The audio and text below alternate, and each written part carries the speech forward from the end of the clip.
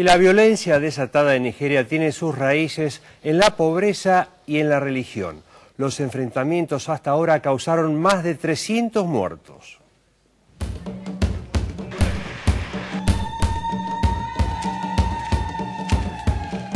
Los enfrentamientos que esta semana dejaron centenares de muertos en el norte de Nigeria son un eslabón en la cadena de violencia que desde 1999 dejó un saldo de más de 10.000 víctimas. Si bien se lo muestra como choques entre facciones musulmanas enfrentadas con cristianos y fuerzas de seguridad, el motivo de fondo es la extrema pobreza y la corrupción que hace que en la octava exportadora de crudo del mundo y la quinta proveedora del mercado estadounidense, la mayoría de sus habitantes vivan con menos de $1 por día. El brote de violencia fue una explosión de agravios acumulados especialmente cuando el hambre y el desempleo crean condiciones favorables para la agitación, afirmó el comentarista político Salisu Suleiman en el diario nigeriano Next. La República Federal de Nigeria está situada en el oeste de África. Es el país más poblado del continente con alrededor de 140 millones de habitantes. Limita al oeste con Benín, al este con Chad y Camerún, el lago Chad en el noreste, Níger en el norte y el Golfo de Guinea en el sur. Se hablan más de 500 lenguas, pero el único idioma oficial es el inglés. Existen 250 grupos étnicos con una gran diversidad cultural. Uno de estos grupos islámicos, Boko Haram, que responde a su líder, Mohamed Yusuf, fue el que lanzó los ataques de la última semana en Bauchi y las regiones vecinas de Kano, Yobe y Borno. La ley islámica rige en 12 de los 36 estados nigerianos. Boko Haram comenzó su lucha armada hace 5 años con el objetivo de imponerla en todo el país. Sus ataques están dirigidos a destacamentos policiales y edificios públicos y son realizados por jóvenes desempleados y sin esperanza. La corrupción política y la extrema pobreza, más que la religión, son los combustibles de estos estallidos. Lo mismo sucede en la zona meridional de gran riqueza petrolera. Allí, el Movimiento para la Emancipación del Delta del Níger, MEND, realiza acciones y sabotajes contra instalaciones de multinacionales como la Shell, Chevron, Total y Agip. El MEND pide justicia en la redistribución de la riqueza y se atribuye la defensa de la población desplazada por el gobierno y las multinacionales en una de las zonas más pobres del país, a pesar de sus cuantiosas reservas en crudo y gas.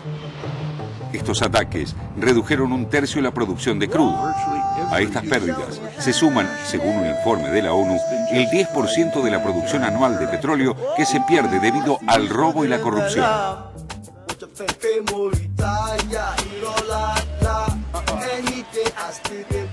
Según el último informe de la Agencia Internacional de Energía, la producción descendió 1 millón de barriles diarios respecto de la capacidad extractiva. Un dato sumamente preocupante si se tiene en cuenta que la economía nigeriana descansa en un 90% en su petróleo, desde que en 1958 la Shell Oil comenzó la explotación. En junio de este año, se conoció que esta empresa deberá pagar $15,5 millones para poner fin a un conflicto judicial que muestra el lado más oscuro de los negocios entre los gobiernos corruptos y las multinacionales. Each legal victory makes it more and more likely that these kinds of suits will continue and that multinationals, not just oil companies, will come to understand that they have obligations as citizens of the world. La Shell fue acusada ante el Tribunal Federal de Nueva York de ser cómplice del gobierno militar en la ejecución en 1995 del activista, poeta y ecologista nigeriano Ken Saro-Wiwa y 8 líderes tribales, quienes denunciaron el daño medioambiental y el saqueo de las tierras implementado por la compañía anglo-holandesa. En Nigeria, las causas históricas de la violencia no han cambiado, ya que los que la abonan por motivos raciales en el norte o por la distribución de la renta en el sur, responden a una élite que siempre controló los gobiernos de turno, fueran militares o civiles. El actual presidente, Umaru Yar'Adua, tiene lazos con los militares y con las multinacionales petroleras y no parece dispuesto a cambiar el fondo del problema de un país que dejó de exportar esclavos en el siglo XIX, pero mantiene en sus fronteras la esclavitud de la pobreza.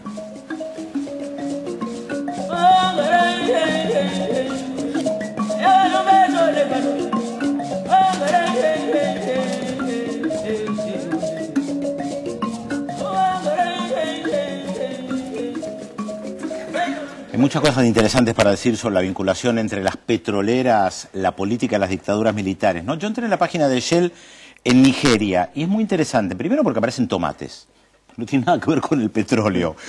Y se habla especialmente de los proyectos de desarrollo. No, perdón, aclara lo de los Hay tomates. una foto de tomates.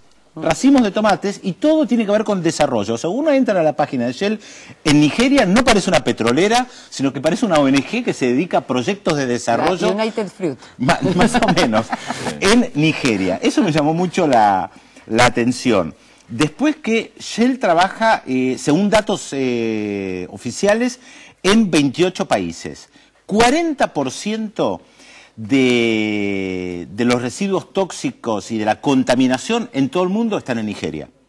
40% de toda la contaminación de Shell en el mundo está en Nigeria. Está en la página de Shell. No, eso no está en la página de Shell. Eso no está en la página de Shell. Eso está en otra página. A pesar de que está en 28 países.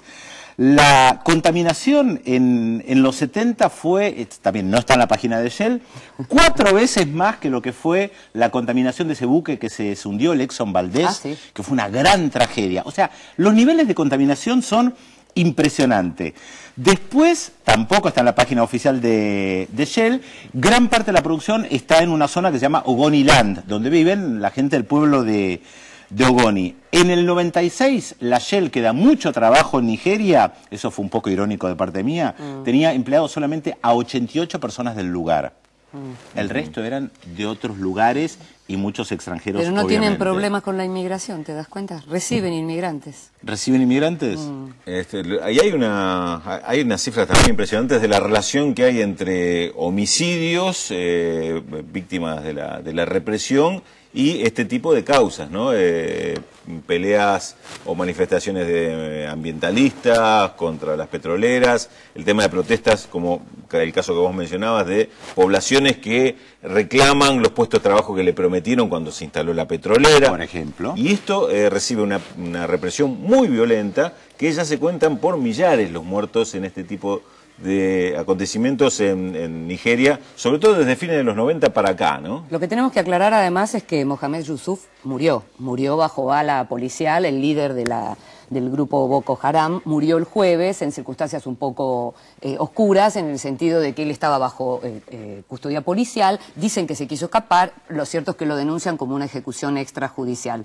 Al mismo tiempo, las autoridades nigerianas dicen, bueno, vamos a investigar si efectivamente lo ejecutaron, pero estamos satisfechos porque creemos que la violencia ahora que él murió va a terminar. Esto, bueno, habrá que ver, porque la pobreza no va a terminar con la muerte de este señor y la explotación seguramente Y un tampoco. país tan rico, no siempre el mismo tema, un país tan rico y empobrecido. Exactamente. Hay un datito para acercar lo que significa Nigeria, el petróleo, por lo menos a Latinoamérica. Es el principal proveedor de petróleo de Brasil, Nigeria.